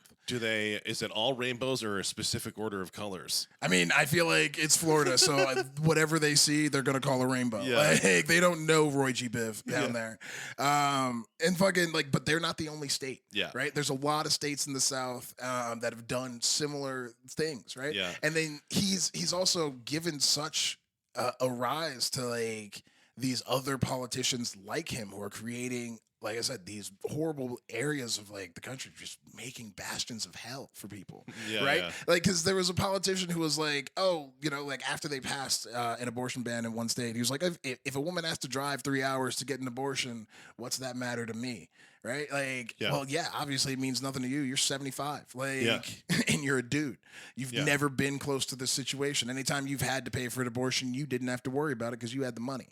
Right? Yeah. Because like the thing is like getting rid of abortion doesn't get rid of abortion, right? It just makes it unsafe. Yeah. Right. Well, but that's the one thing though that I think it was the plus of it is that it allowed America to have at least a chance to renegotiate it in a sense that's a little more civilized. Because like even in Europe, they're not doing it past like 3 months, 4 months. Right. The idea, like Danton, the idea of aborting a 9-month-old fetus, that is not totally egregious to a baby who's capable of crying. That is wild. Where was that allowed? There was no restrictions. But there were state restrictions. Well, now there are. No, but there always were. I don't think there were straight state, like in Canada doesn't have that either. I mean, no, but Canada, like abortion to me, abortion up to birth is egregious. I don't know, because like I grew up in Massachusetts where it was 3 months. Okay, but like, I don't think most states I knew like it was really only 3 months. I don't think that's all states. I mean, but like again, like it was up to the states to begin with. Like I don't know, like he but just, if it was up to the states, then why does Roe v. Wade matter? Then? He took away the mandation of it having to be accessible. Because that's what Roe v. Wade made. The Roe v. Wade mandate was that it's accessible in all 50 states. You can't deny people abortion access. Yeah, that's what Roe v. Wade stood for. Like, and so the taking it down was that it could be taken away. Right? Yeah. Roe v. Wade just guaranteed the option. Yeah, but then the states that don't want it don't have it.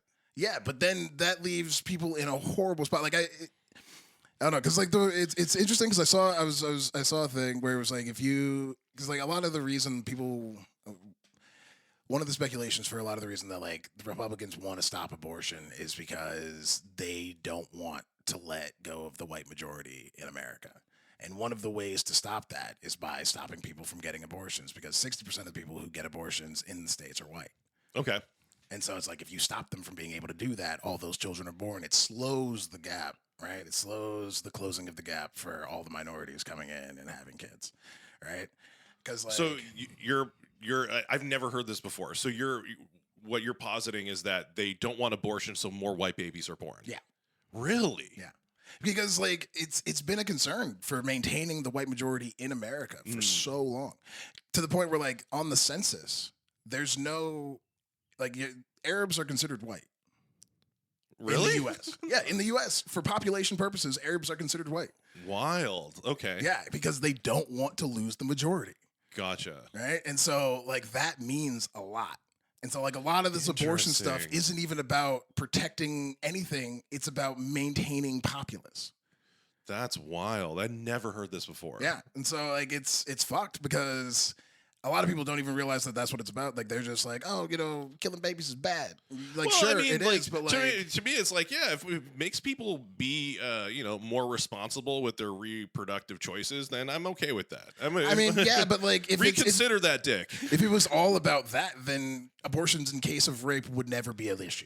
Well, but there's so many states like Arizona that like took away the right for abortion even in case of rape or incest. Like, if it mattered about only taking responsibility for your actions, then those two situations would always be okay. Yeah, well, that's the counter argument. Like, the people on the pro-life side would say, fine, that we'll make that concession. Rape and incest, patooey, those ones will do, and the rest are inadmissible. And then those people on your side are like, oh, we don't want that either. We want to abort any ones we want.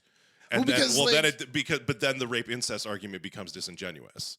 No, because like it just like it points out the disingenuity in their side of like being like, oh no, this is what matters, right? It's only about your choices.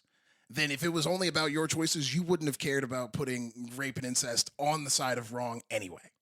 Well, right? I think because it was more. Those are outside, like those are typically outside of the woman's choice in like a lot of ways. I'm not taking all agency away, but like, you know. So no, sure, but I think that concession is made in the interest of like, fine. Like if those ones are permissible because those are the ones that you guys seem to care about, then the rest are off the table then. But then when that offer is made, it's no. Well, because we want to abort them all. But no, like we want to have because abortion has become the last form of birth control. I mean, right? It's you made a fucked up decision. You're having the baby of some guy whose last name you don't even know.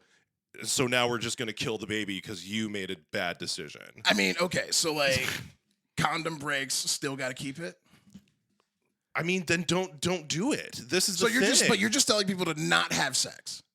Or be more careful with who you do have sex. But the thing is, but are you arguing for total indiscriminate sex? Hold on, I'm as a human, I feel like that's my right. Sure, fuck off. But the idea of a baby dying so you could live that way doesn't bother you. So the idea of a baby not existing so I could live that way is fine. There's two very different things of a baby dying and not existing. Yeah. Right? Because like, you're okay with contraception, right? So you're okay with condoms, which have spermicide, which kill the sperm. Yes. Right? You're okay with that. Well, yeah. Okay. You're okay with Plan B? I don't know enough about Plan B, but I mean, well, first of all, my position on this is in the air because I used to hold the party Christian line, right? I'm not sure how I feel about it anymore. Oh, that's fair, right? So yeah, maybe Plan B, because I think Plan B like flushes before it's a life, and maybe I'm okay with it up to like a few months. Killing like a fully developed baby. I mean, 9 months, we agree on that. Yeah. 9 months, we agree on that. But I'm like, anything before the end of the first trimester, I think is fair game. Yeah. Right? And like, the reason is because like at that point, it doesn't even have a heartbeat. Like, it's not really a baby yet. Sure. Right? Yeah. It's something, at that point, it's something that can ruin a life. Because like, if everybody who was so pro-life actually cared about the life, they would also be pro-education, pro-mother support, pro-family support. Yeah. But they're not. Yeah, right? well, they're just pro don't kill the baby. Yeah. They don't give a fuck about what happens to it once it's here. They don't give a fuck about supporting the mother, even if she's alone. Yeah. Right? They just want that baby here for numbers. They don't give a fuck about that person. Gotcha. Right? They just want the stats. That's all it is. That's why they don't care about funding education. That's why they don't care about making sure the baby even survives to be a good person. Yeah. Right? They just care about the numbers. Yes. And like that's the whole thing, but they've built all these other arguments around it to keep people kind of entrapped in what this could mean. And it's like, no, you're missing the point. Yeah. They're not even telling you why they really want to do this. Yeah. Right. Yeah. And like, and again, like I think that like so much of this, because we're talking about America, right? Yeah. Like so much of this comes from my ignorance about America. Like I think that America is, because I'm a white guy born in and raised in Toronto. Yeah. I think it's far more racist than I understand. I mean, it is. Right? Like it is. Like in a way like that, I would find shocking, right? Like I see those videos of a guy, like people do it, like I'm in the most racist state in or city in America or something like that. Like how are people like this, right? Like that it's like a headspace that like I didn't even think could exist. Yeah. Does that make sense? No, that's fair. And I mean, it's so to have a political decision about like abortion to be motivated by race, it's like it doesn't even factor into my thinking that would be the case. Yeah. Yeah, I forget the book, but I'll send it to you so you can put it in the comments. Yeah, but, sure. Because like that comes from like an actual book that like there's somebody talking about it. Because like there's three main ways that like the plan for like keeping the white populace. It's like either you stop people from coming in, and like they can't do that because like they can't stop everybody from coming in. Like, well, like in Canada, for instance, like the idea, like if you stopped immigration, like you would destroy the economy. Yeah. We're not making enough Canadians as it is for us to grow. Well, yeah. Like that's just not an option. Yeah, and you need. I mean, honestly, for something this big, you also need external money coming in, and that's what's been inflating our housing prices in Toronto. But yeah, like that's a whole other thing. Oh yeah, well, but that was the thing. It's like Canada is still like from an international perspective, our housing is a bargain for international buyers. Which is crazy because it's so fucking expensive. Yeah. Like, and like it's getting to the point where like if you don't make $100,000 in Canada, you're in Toronto, you're broke.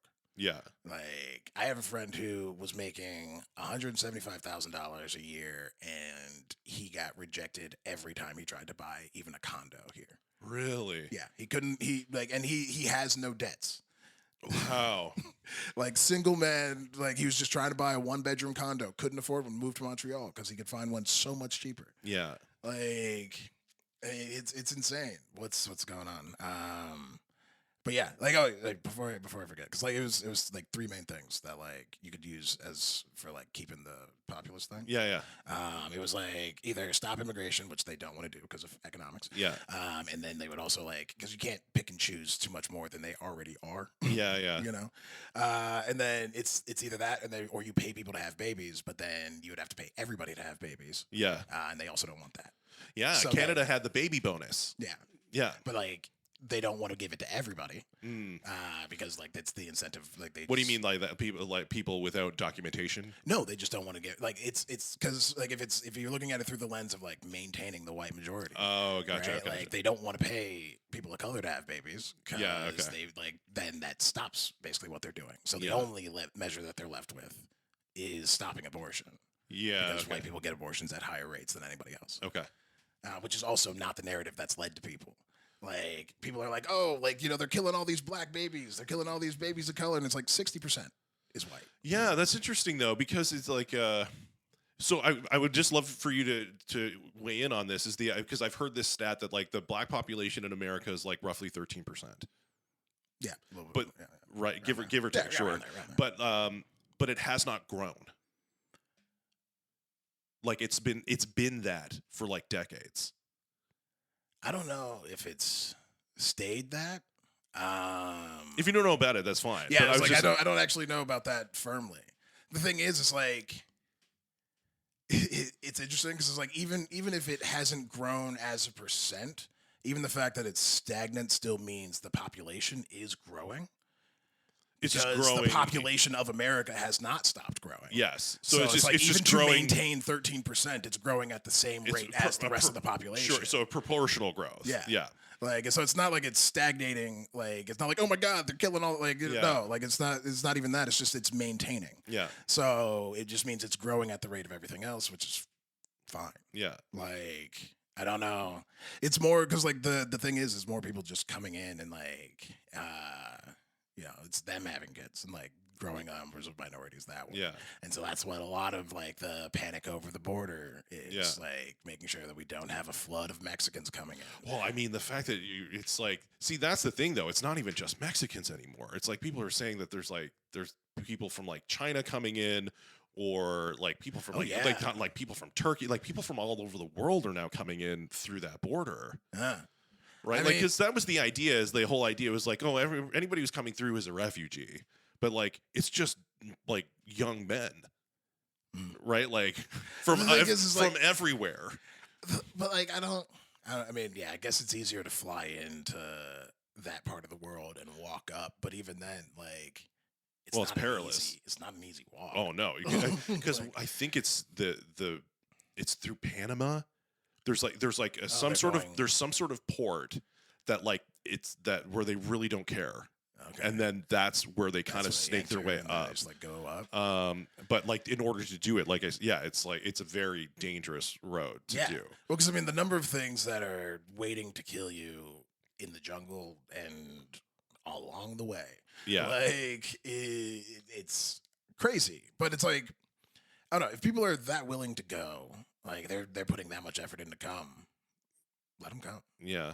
Like the way I see it, like if I was ever put in charge, I'd probably be assassinated. But like, because like I don't know, I think like one of my first rules would be is like, yo, if you want to come.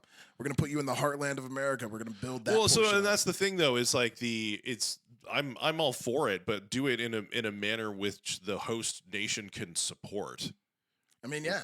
Well, the thing is like people come to the big cities, right? Because that's where the most opportunity is. Yes. But if you're like, yo, all right, look, you can come, and Canada does this to an extent where it's like you can agree to like go to a certain like place. Yeah. Right. Like there are people that are like, oh, like I first landed in Sault Ste. Marie kind of deal. Yeah. Right. Like you can go somewhere that's not Toronto and be brought there for a reason. Right. Yeah. And like, good, you're here. There's opportunity here. We're gonna help you get settled. But like a lot of the time, like there isn't that much help. Yeah. Beyond like, oh, all right, here's your card, here's your $300 for opening a new bank account, and you're on your own. Yeah. Have fun. Because like even with like a lot of the like recertifications that people would need moving here, right? Like if you're a doctor in like most of the rest of the world, you can't be a doctor here. Yeah. Right? Like you need to be recertified, but like the government doesn't help with that. They don't give a fuck. Yeah. Right. And so it's on you to get those certifications. And it's like, yeah, you're supposed to come here with $10,000, but I mean, if you come to Toronto, that $10,000 is gone in 2 months. Yeah. Like, so especially if you're here with a family. Yeah. But is your position that the host country should be supplementing them then? I feel like you should be able to get yourself up and running. Like, yes, I'm not saying you need to give them money. I'm just saying you need to give them resources and support. Because a lot of the time is like when you come to a new place, you don't know anybody. Yeah. You have no sense of community. Yeah. And that is very lonely for people. And so they have a hard start. Yeah. Whereas but that's why the government has these things about, do you know anybody? Do you have family here? It's like why the point system exists. I mean, yeah. Will you be able to speak either of the official languages to make your way through here? But like, not all of the things like, I mean, yes, being able to speak English is great, but like, just being able to find a community of other people who just moved here. Yeah. Right. Or people who have been here for a couple years.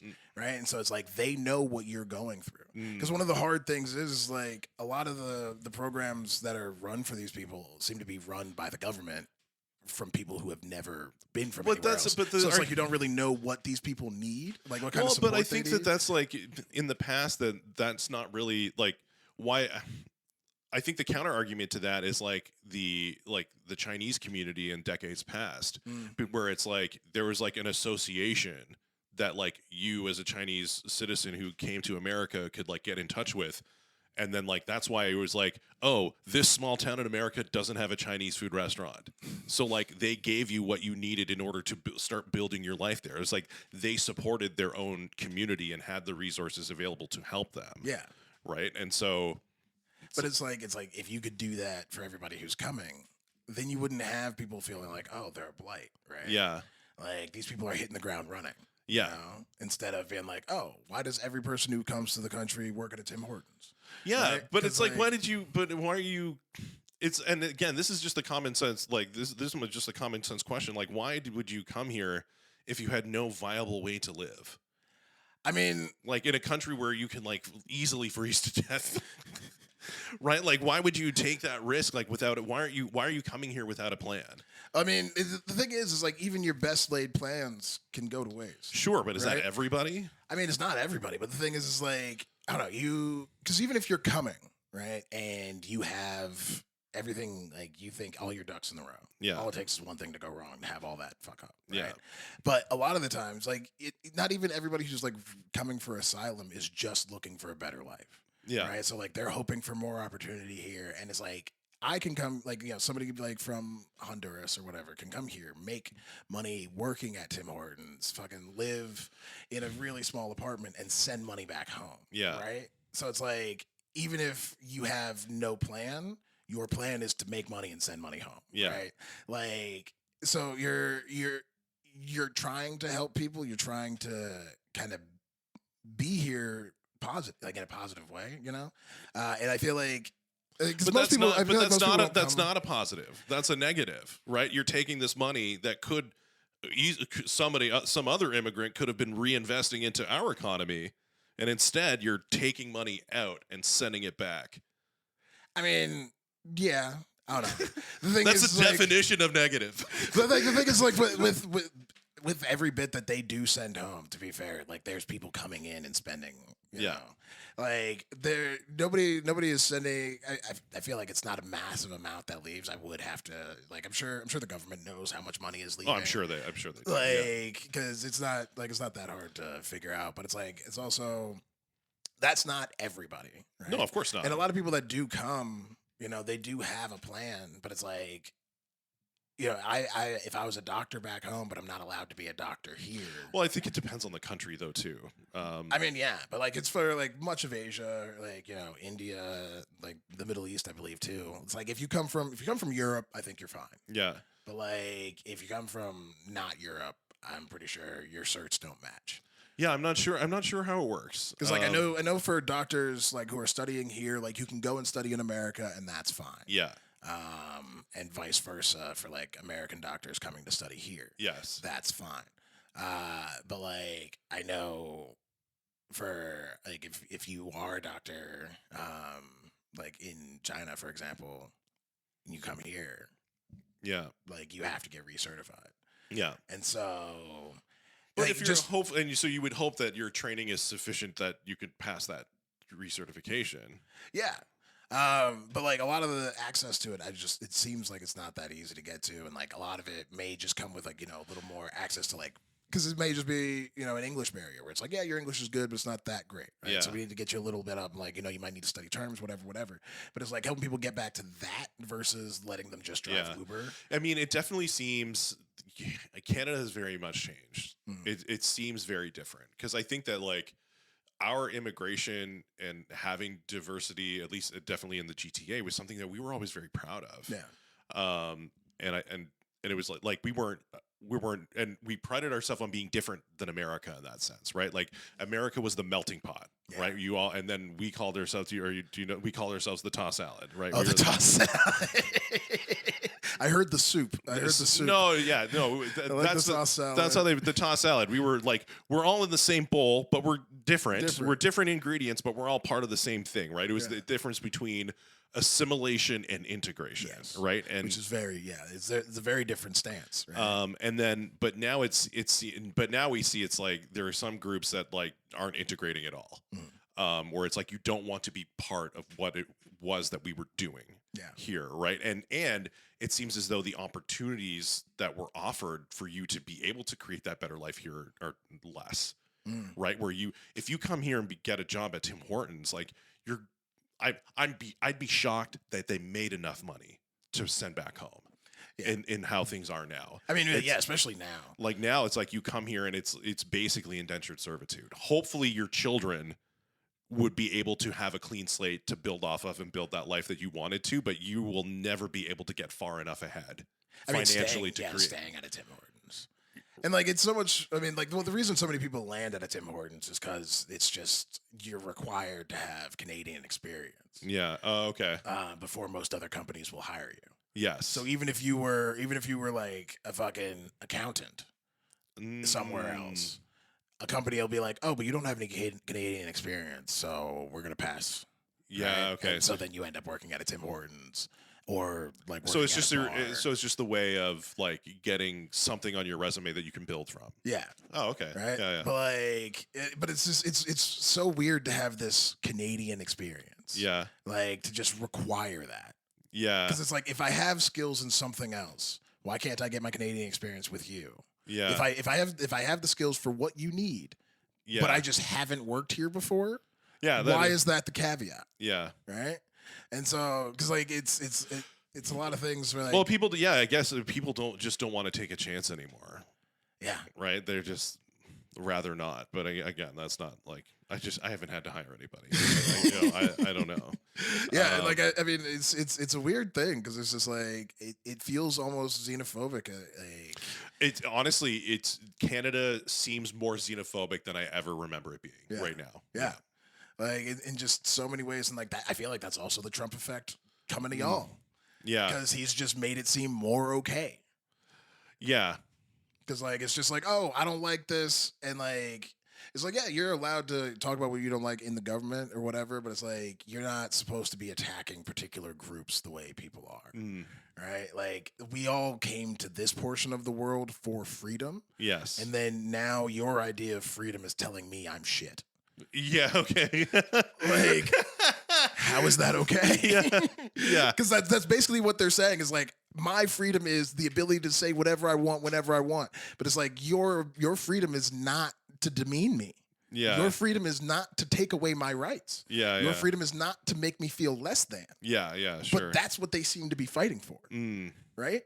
They seem to be fighting for this whole we will not be replaced sense when it's like nobody's trying to replace you. We're trying to work with you. Yeah. But you're telling us that we can't do that. Yeah. You know, we're the problem, but you're the one not opening up. Yeah. Right. Gotcha. And so it's like it's this weird thing of like, yeah, you think you're protecting something and all you're protecting is your ego. Yeah. You're not protecting the ideals of America or of Canada, like by being this way. You're actually betraying them. Yeah. Because like all of our constitutions are supposed like they say we're supposed to be welcoming. Yeah. You know? Like they say we're supposed to uphold people's rights and make sure that we look out for the people who are downtrodden. Yeah.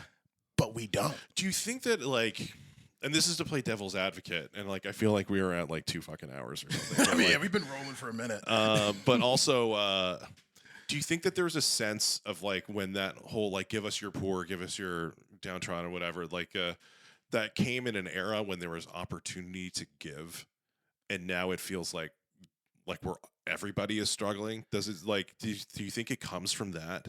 I mean, it does, but it comes from a time when... And this is me defending it, but it's like, where did that change come from? In the sense of like, we're all fucking struggling here. Like, did you see the thing in the, like that guy, that Indian dude that got in shit who was going to Waterloo about like how he gets money from the food bank to save, like he gets food from the food bank to save money? No. And like people went ape shit. Shit, no, I did not. Right, like like an Indian immigrant who's a student who's just like, this is how I save money. I go to all these food banks, and people are like you're like, and this is true. When you come as a foreign student or whatever, you're supposed to have enough money to be able to support yourself, and so it looks on the face of it exploitive. Yeah. I mean, that's not great. I mean, that's not great. But the thing is like, the thing we forget so easily is that money and economics are fictional. They're concepts we created. They are not laws of nature. Yeah. Right? If money stopped existing tomorrow, the sun's still going to rise. You're still going to be hungry. Right? Yeah. Like, those are real things. Yeah. Money is not. We've just created so much around these ideas of money and economy. There's always enough money because it's a figment of our fucking imagination, especially now when it's not even backed by gold or anything. Yeah. Right? Like, so it's literally, you could print more money. Everybody could be a millionaire. Yeah. Like, well, it's literally everybody it's more could. just like, how could we, like, that, going back to that Office Space quote, like, we weren't meant to live this way. And We it's weren't. like, and how can we get back to that? And it's like, I don't know if we can. It's like we are we prisoners to this system?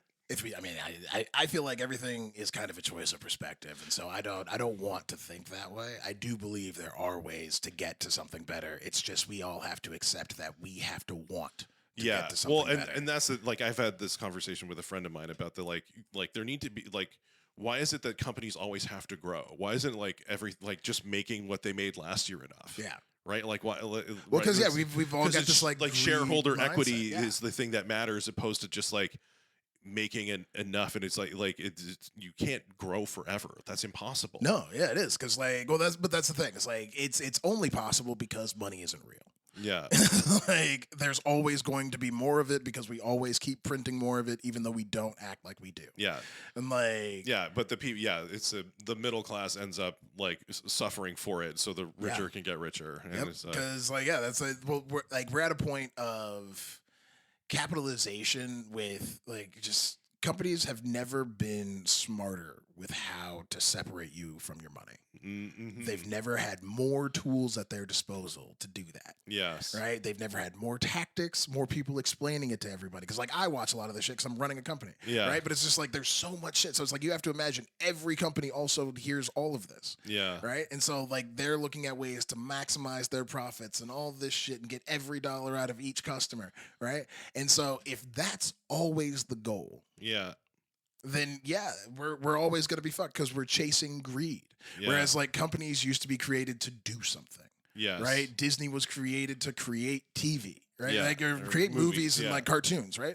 Like it expanded within that, but like it's not. It doesn't have to be where it owns ESPN, ABC, right? Yeah, Pixar, where they like manipulate the news so you never hear anything bad about Disney. And, exactly, right? Like no company should be that big, but it's like to get to the point where we could have a better society that doesn't operate off of such massive mounds of money is we'd have to kill our heroes, right? In a way of like, we have to accept that everybody who's made a ton of money isn't actually that great. Yeah. Right. Like they are not the God saviors that are going to bring us back. Right. Yeah. They're not going to be the ones to bring us into a new enlightenment typically. Just because like what's gotten them there isn't what's best for society.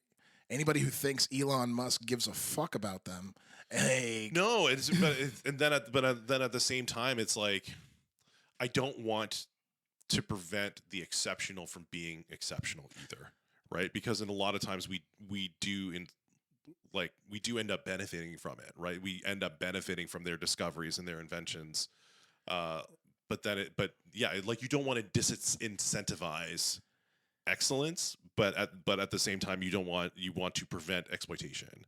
I mean, think about all the inventions that came before now. Yeah. Not everything was invented for money. No. People will invent. Yeah. Right? So like people will always want to solve a problem. Mm. So you're not going to get less innovation. You're just going to have less stress. Yeah. Because it's like It's interesting because there was a study that basically looked at a lot of the children of rich people. Yeah. Right. And they're like, what do they want to do? What do they want to become? And a lot of them either kind of follow in the footsteps of their parents or they become artists. Yeah. Right. And it kind of shows that like if people don't have to worry about money, they'd rather create art. Yeah. They'd rather have something else define their life. Yeah. And something that they derive joy from. Mm-hmm. Right. So much of what life is now is we're forced to find joy in like these little moments. Yeah. Right. Or you just sit and binge watch a show, but you're not really enjoying that. Right. Like you're stuck in this loop of like, I gotta get, and then I gotta relax and I gotta find some way to enjoy what I'm doing. But like everybody's hustling so hard. Yeah. Just trying to survive right now because we've created this whole thing where it's like now, especially with the inflation. Well, like, and then social media creates this image that you have to do that. You have to do it that way. Yeah. Yeah. Cause like if you're not hustling, what are you doing? You know, like grind mindset, all of that. And like, don't get me wrong, like I love to hustle. I'm trying to outwork all of my competition, but that's my personal drive. I don't think everybody should feel that way. Yeah. I recognize in myself that like I would have more fun if I didn't feel this way. Yeah. Like I accepted that years ago, being like, well, like, cause my 20s were lit. I had so much fun. But then I was just like, all right, if I want to get serious about like meeting my goals, I have to change. Yeah. And like, I accepted that. But like, not everybody who's forced to grind daily is making the choice. Yeah. You know, like if you're just like if you feel like you're making up the debt, or if you've got a lot of people to support, whatever it is, you don't get to really choose. Yeah. You know? And so it's I don't know, it's an interesting spot to just like know that people are people want a different world. Because I mean, it's all over the internet. People are talking about how shit is these days, but it's like nobody really knows what the fuck to do about it. Yeah. You know? And it's like everybody wants to make a change, but everybody feels too broke and insignificant to make a change. And it's like, you know, it's one of those things like, you know, governments hate it when you know, try to rise up together. And like, we're seeing it with like the protests now with like the Israel-Palestine stuff, you know, like the college kids on campuses. It's like, why are you attacking college kids on campuses? Do we not remember the 60s? Like, yeah. Like, I also think it's funny that they think a university can change a war. I think that's really funny. I mean, but that's the thing. It's like, it's also, like, it is adorable and naive for the students, but it's like you're giving them way more airtime about it by beating them up. Yeah, and like then you're also making the institution look bad. You're reinforcing everybody's current hate for cops. Like you're not making the system look good. So you're basically, what they did was bait the system into looking fucked up, and they won. Oh yeah, right. Yeah, like that's what that really was. Like they didn't even really know that was their mission until it got handed to them. Right. Like, so I feel like this could like just keep going. Yeah, we do have to just kind of end it. I just like I saw what my next comment was. I'm like, if I don't do it, we can end the podcast. I mean, that is the problem with podcasting with friends, because it's just like, I know. Well, dude, it's like this is honestly, this has been such a pleasure. Like, I love that we like got into it. Like, I love and appreciate you, and I just like same, man. No, this is fucking great. It was so good, and then because sometimes like the person, it's like pulling teeth. It's tough, and I'm like, oh god, we made it to an hour. So like just like getting to the hour was hard. So like whenever I have one like this, I'm always grateful for it. Thanks for making the trek out here. I appreciate it. Happy to. And best of luck with like raising what you need to raise for Douche Rehab, and with your visa and with your nuptials, and like just you got a lot of stuff going on, and I'm in your corner. Yeah, cheers. Well, thank you. I mean, I appreciate you. Like, thanks for getting me back on. Yeah, man. Yeah, no, it's the grind to try to get to $100,000, $500,000, create a revolution. You know, trying to make sure authentic representation is a thing in media and entertainment. If you're down for that journey, join me. Follow me at Danton Lamar, or follow the journey at Douche Rehab, both on Instagram. And then you can find everything you need from there. We really hope to connect with you. Thank you. With that, thanks for watching Half-Hearted, everybody. We'll see you later. Bye. Bye.